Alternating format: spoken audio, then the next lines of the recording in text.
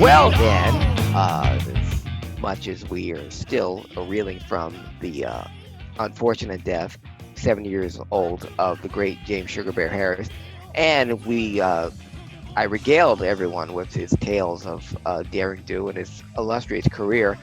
Why don't we stay back when professional wrestling was professional wrestling, back when territories actually meant something, and back where you could wrestle in more than one federation at a time, back when fans were fans and not the universe, back where you can call titles belts, Where Twitter and didn't exist. where Twitter didn't exist, where you can have an opinion and not be vilified for it.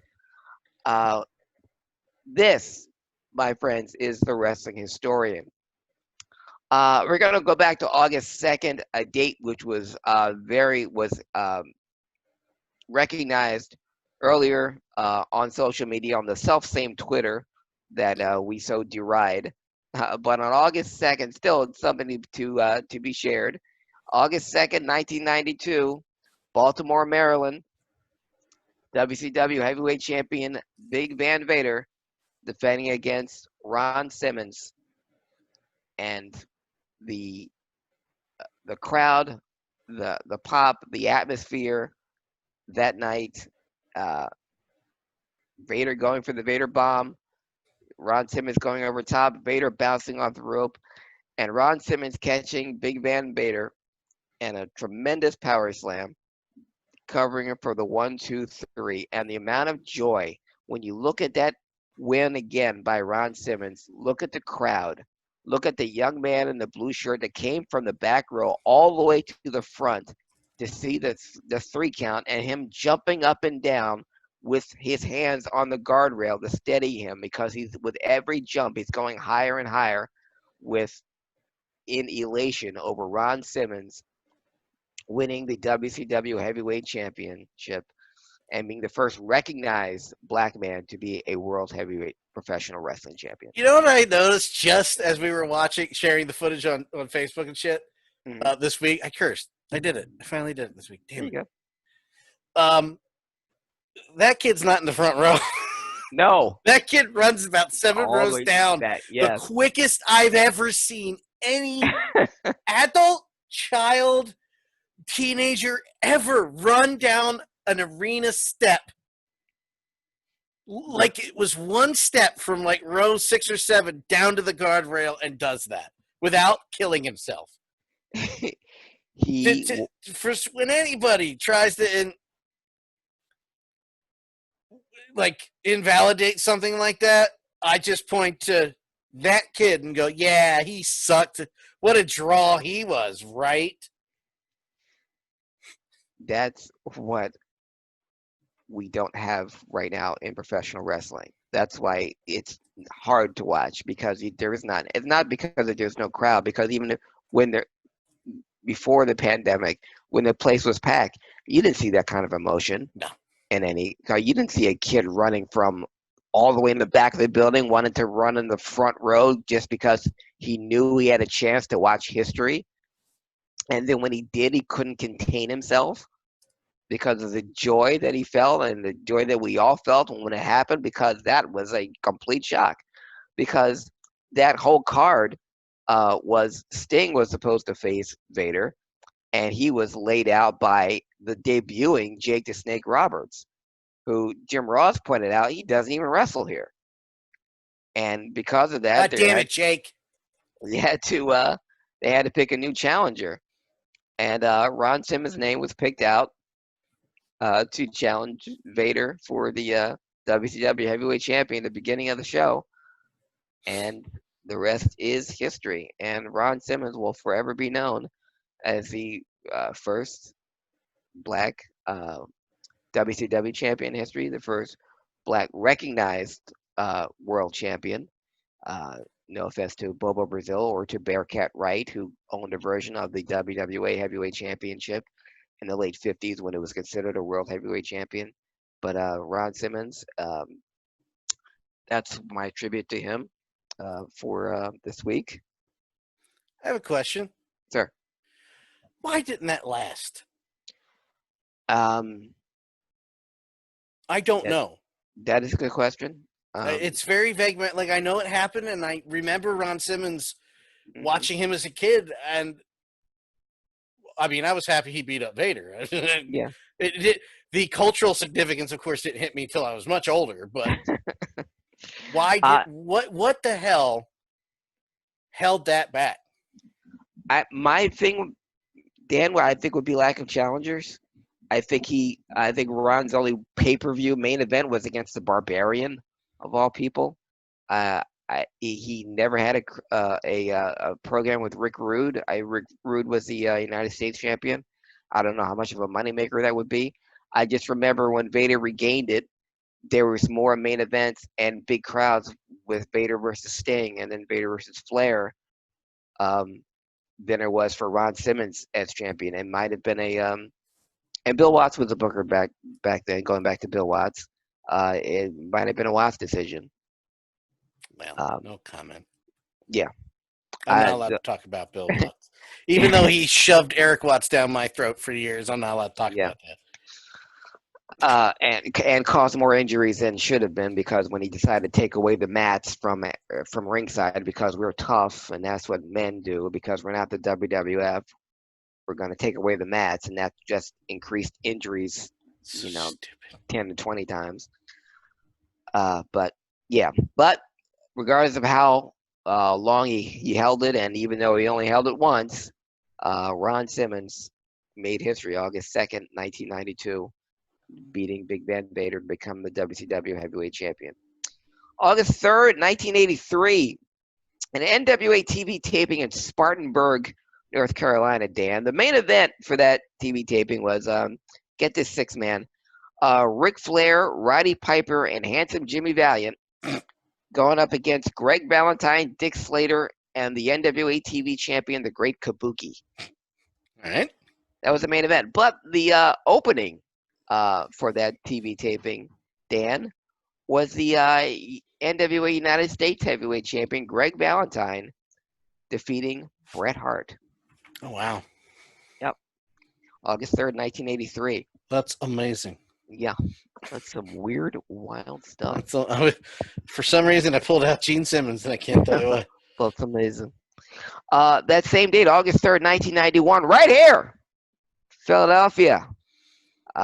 Very memorable match. It still gets talked about only because of the amount of tapes that were traded on from this particular match. The old Tri-State Wrestling Association, TWA, had a card here in Philly at Penn Hall on the University of Penn's campus. 550 of us about were crammed into this hall on University of Penn's campus with no air conditioning to watch a three-fall match. Well, three-fall matches between Cactus Jack and Eddie Gilbert. They would wrestle each other 3 times on this card with 3 different stipulations. The opening bout was the Sandman. He defeated the Rockin' Rebel. And then Cactus Jack defeated Eddie Gilbert in a Falls Count Anywhere match. And then the next match, Luna Vachon defeated Medusa by disqualification. That was a Philadelphia debut for both women. Buddy Landel defeated Austin Idol by disqualification. First time Buddy Landel or Austin Idol had ever wrestled in Philadelphia. First time seeing them. Either one of those guys wrestle live. I'd only seen them wrestle during the Austin Idol I'd never seen wrestle, only through the magazines. And the second match, Eddie Gilbert defeated Cactus Jack in a stretcher match. And the Fantastics defeated Stan Lane and Jim Cornette because for some reason Bobby Eaton was in Kansas City on the WCW card, teaming up with El Gigante. And the final match was Eddie Gilbert and Cactus Jack in a steel cage. And that went to a double disqualification. And how you end a cage match in a double disqualification, I do not know. But Cactus and Eddie both split a fall. And the final match, the first match between them was a Falls Count Anywhere match. The second fall was a stretcher match, and the third fall was a cage match. And this was legendary because all going back to 2010, when I was still going to the indie matches, that bout was still traded. And the Eddie Gilbert Cactus Jack 3 falls match was traded uh, throughout most of the 90s and the early 2000s because there was no internet. There was the advent of cable TV hadn't been invented. So that's the only time you could see that. If you weren't in Philadelphia like I was, to see that match live, Cactus Jack and Eddie Gilbert, the 3 fall extravaganza. August 4th, 1997. Monday Night Wars are in full effect. On Raw, Dude Love defeated Owen Hart in the main event. And in WCW Monday Nitro, Lex Luger defeated Hulk Hogan for the WCW Heavyweight Championship. One of the few times that Lex Luger, who had been anointed the Chosen One way back in 1987, and even given the single greatest push in WWF history, but this would be the first time. It'd be the second time as WCW champion, but the first time he actually beat the reigning champion.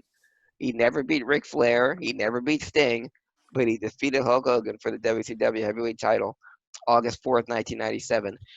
Oh, and as for ratings, Monday Nitro did a 4.4, and Monday Night Raw did a 2.7. Wow. Also, to Luger, I say. Yeah.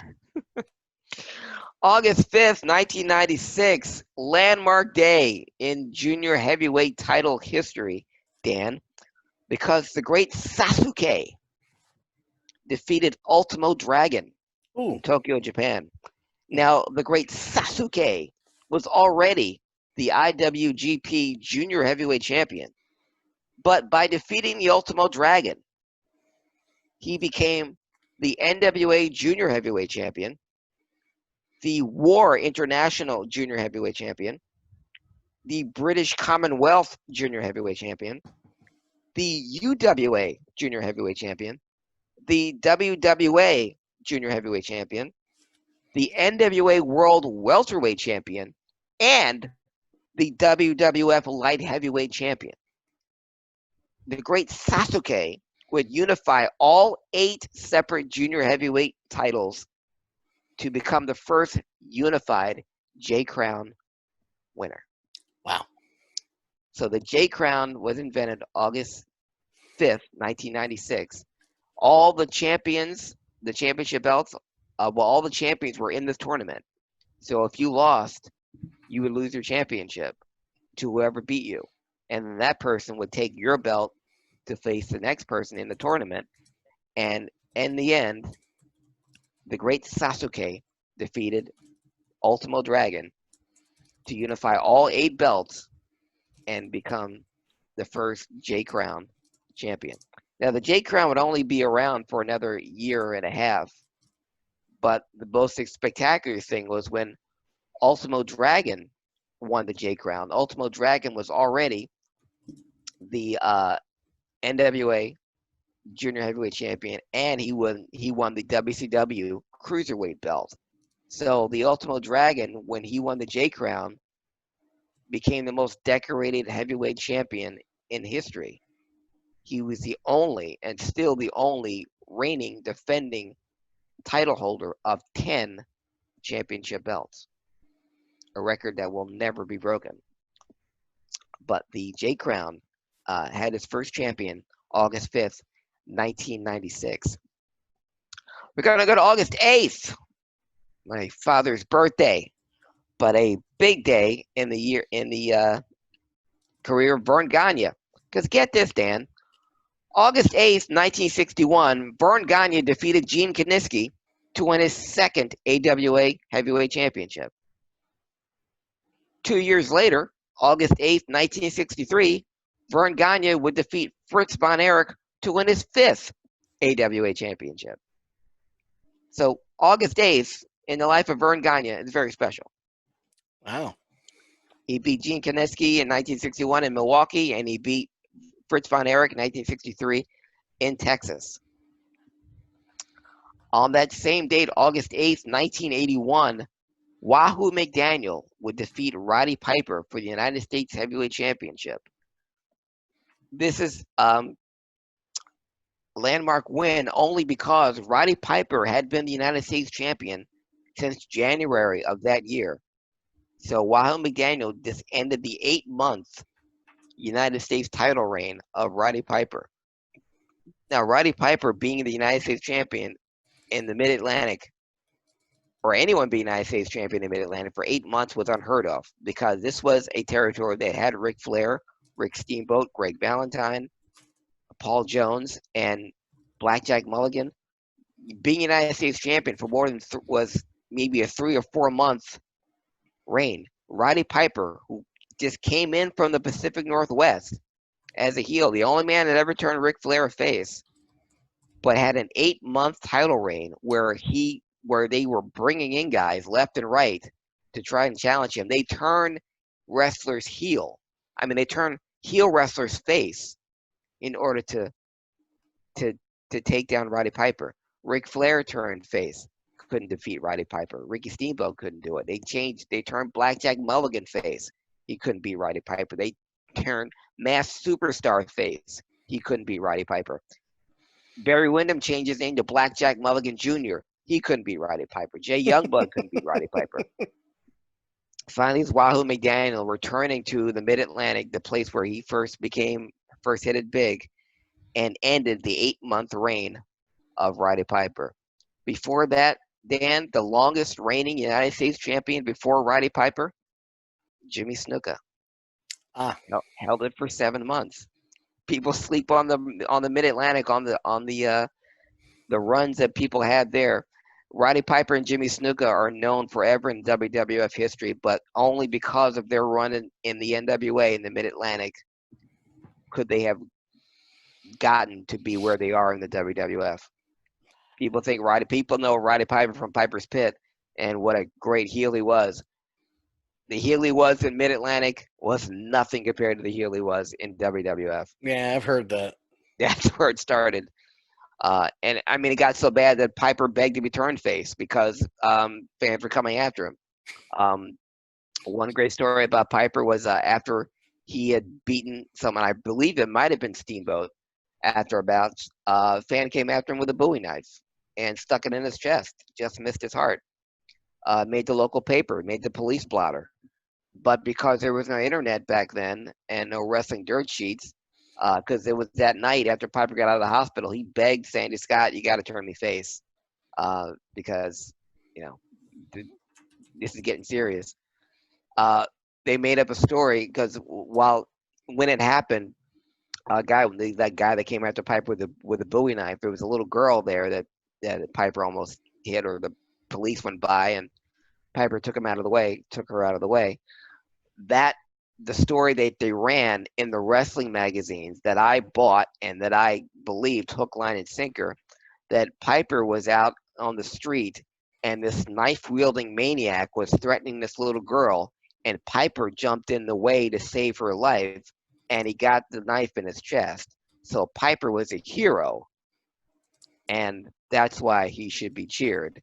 And then later on, that same week, that's when he saved Gordon Soley from an attack, first on the Mid-Atlantic and then on Georgia Championship Wrestling with Magnificent Morocco. But that's how they got Piper over as a face. But the wrestling story was that he saved a little girl from a knife-wielding maniac, and that's why Piper is a hero and should be cheered accordingly. But before all that happened, the Wahoo McDaniel ended the 8-month reign of Roddy Piper for the United States title. August 9th, 1980. It's all been building up to this, Dan. Showdown at Shea. 36,295 fans came out to see. Shea Stadium has had 3 wrestling matches there, 3 wrestling cards there. All 3 headlined by Bruno Sammartino.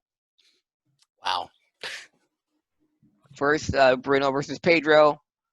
Then Bruno versus Stan Hansen, his first match back after his neck being broken. And then finally, Bruno versus Larry Zbyszko in a cage to end their feud. But that card, Dan, is what really needs some attention because it was an international card. They brought Greg Gagne in from the AWA. He defeated the late, great, quick draw Rick McGraw. The WWF Junior Heavyweight Champion, Tatsumi Fujinami, defeated Chavo Guerrero, who they brought from the NWA all the way from Los Angeles. Antonio Inoki was on that card, flew in from Japan, defeated Larry Sharp, of all people. Andre the Giant defeated Hulk Hogan by disqualification, not before getting body slammed, though. That was the first time I saw Andre body slammed, or the second time I saw him. I had already saw that happen a month earlier right here in Philly at the Spectrum. But at Shea Stadium was the first time a lot of people got to see Andre slammed on a national basis. Bob Backlund, the WWF Heavyweight Champion, teamed up with Pedro Morales, and they defeated the Samoans for the WWF Tag Team Championship. Wow. Bob Backlund had to give up his one half of the tag team titles, and Pedro Morales gave up his half of the tag team titles because he wanted to concentrate on winning the Intercontinental Championship from then champion Ken Patera. Ken Patera was also on that card, and he lost to Tony Atlas by disqualification. And while Ken Patera was the Intercontinental Champion, he was also the Missouri State Champion at the same time. So he held the WWF title and an NWA title. And of course, the main event, Bruno defeating Larry Zbyszko in a cage by climbing out before Zbyszko. Zbyszko was never pinned, so he can save face. And the heel career and the career itself of Larry Zbyszko got its kickstart right there, August 9th, 1980. That same date, August 9th, 1986, St. Louis, Missouri, Ric Flair defeated Dusty Rhodes to win his then 5th NWA Heavyweight Championship. The Horseman had attacked Dusty before the bout, injuring his leg. Ric Flair put the figure 4 on Dusty, and Dusty passed out from the pain. Got his shoulders pinned. Dusty would lose the NWA title, and that will be his third and ending his third and final NWA Championship reign. Turning to August 10th, the greatest day in human history. And I share my birthday with fellow legends. Fred Ottoman, who you may know as Big Steel Man, who you may also know as Tugboat, who you may also know as Typhoon, but who we all know as the Shockmaster. We all know as the Shockmaster. We do. Turned 64 on my birthday. And I'm afraid I got some bad news, Dan, because Wade Barrett turned 40 on my birthday. Oh, okay, gotcha. Well, first of all, happy birthday. Thank you. And next week we'll be talking about mine. That's right. So I'll save it for August is a good month. August is a great month. Maybe the best of all months. I agree. And no good month ever dies. If it was any cooler than 80 or 100 degrees, it'd be the perfect month. It would be the perfect month. And also August 10th, while I mentioned some birthdays, there is also the start of something else on this date. August 10th, 1977, Dan, in Tampa, Florida. B. Brian Blair lost a bout to making his pro wrestling debut the day before his birthday, Terry Boulder. Terry Boulder defeated Brian Blair in his pro wrestling debut, August 10th, 1977. Moving on. Moving on. I want to bring up this date, August 11th, 2007. Even though it's not that far away, I just thought the WWE wellness policy sometimes gets a bad rap, or not a bad rap, but the fact that there has one or there needs to be one. Well, on this date, on the standard wellness policy physical that they gave to Montel Von Davius Porter, who was then the reigning defending United States champion, Well, they gave him a standard wellness policy physical, and they found out that he had an irregular valve in his heart. It's called Wolff-Parkinson-White syndrome. And had he wrestled without the physical, he conceivably could have died of a heart attack or just Jesus. doing anything strenuous. And the procedure itself, it was a radio frequency type of surgery that he needed that 1 in 1,000 people die from. 1 in Jesus. 1,000 people die from the surgery. But it was performed successfully on MVP. This was 13 years ago. Clean Bullet Health now, obviously, and earlier this week signed to a multi-year deal from the WWE. He's the head of a new stable that I really like, the Hurt Business, with two other guys that have been given. We were talking earlier in the previous HIAC Talk Radio about guys not giving the short shrift and not giving the amount of exposure.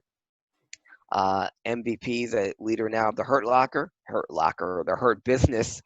Yeah, he's the leader of the Oscar-winning film, The Hurt Locker, with Shelton Benjamin and Bobby Lashley. But I have to say about MVP, Bobby Lashley, and Shelton Benjamin, all over 45 years old, and all look absolutely amazing. And they all got great spots on the WWF now. Yeah, this stable that they have is called the Hurt Business. Great name, great look. I hope they get some gold at some point, but it's a great name. And I'm not a big fan of stables. They're a three-man team that's been played out, but these guys, if you're going to make a stable work, it better be these guys, because Lashley, Shelton, especially Shelton and MVP, have more than paid their dues. And for Yeah. three guys over 45 that still look that good and that still perform at a high level, Yeah. yeah, got to give it to them. But I wanted to point that out on August 11, 2007, when a standard physical saved the life of MVP, who could have very easily have died if not for that undiagnosed Wolff-Parkinson-White heart syndrome that he has. Which brings us to today, Dan, and today in wrestling history. One of the things I miss most. August 12th, 1977 in St. Louis. The WWF Heavyweight Champion Superstar Billy Graham defended his belt against handsome Jimmy Valiant. On the same card, the NWA Champion Harley Race went to a 2 out of 3 falls draw with Dory Funk Jr. On the same card. Race and Dory Funk both split a fall, and the final fall went to a draw, 30 minutes. So you had the NWA champion and the WWF champion on the same card. And on that same card, Dick Slater defeated Jack Briscoe for the Missouri heavyweight title. And this is back when the Missouri State Championship was seen as the next step. So a lot of people thought that Dick Slater was on the precipice of being the next NWA champion. There was a lot to like about Dick Slater back then, and beating Jack Briscoe for any title. Because for those of you who don't know, Jack Briscoe defeated Bob Backlund for the Missouri State Championship. And Dick Slater would defeat Jack Briscoe on that card that the NWA and the WWF champion were on to be the Missouri State champion. On that same date today, Dan, August 12th, 1983, in Houston, Texas, the main event, Dusty Rhodes and Junkyard Dog would take on Ted DiBiase and Kamala in a Texas Tornado dog collar Texas bull rope match. Oh, jeez. The main event. So JYD and Ted DiBiase were both fastened with dog collars, while Dusty Rhodes was attached to Kamala with a Texas bull rope in a tornado match. Dusty and JYD came out on top over Ted DiBiase and Kamala. Wow. Exactly 1 year later, Dan, in Salisbury, Maryland, at a WWF house show, with the main event being Andre the Giant versus Big John Studd, Kamala would defeat Sal Balomo in a house show. So 1 year, so going from main eventing in Houston at a Mid-South card, and selling out the Sam Houston Coliseum, to wrestling on the house show in Salisbury, Maryland against Sal Balomo in the WWF. But that was the career of Kamala, because 2 years before that, he was main eventing in Memphis against Jerry Lawler. So he went from Memphis to Mid-South to the WWF in 3 years. And earlier that same year in '84, he was on the Parade of Champions at Texas Stadium. That's right. I forgot about that too. Yeah, so he wrestled on more big cards at Texas Stadium, at the Superdome, Sam Houston Coliseum, WrestleManias. Fun Erics. Yeah, I guess. Cares. Kidding. Yeah, I'm kidding. I'm kidding, of course. I kid. Yeah, I'm not allowed to kid about that. But that, gentlemen and ladies, is the wrestling historian. That was a quick one this week, and it was 2 weeks, so you got the best of the best right there. And really, the main episode is where we really had a discussion about Kamala and the moment, the subject of the week, really. Yeah. So, which we should have done, and we did.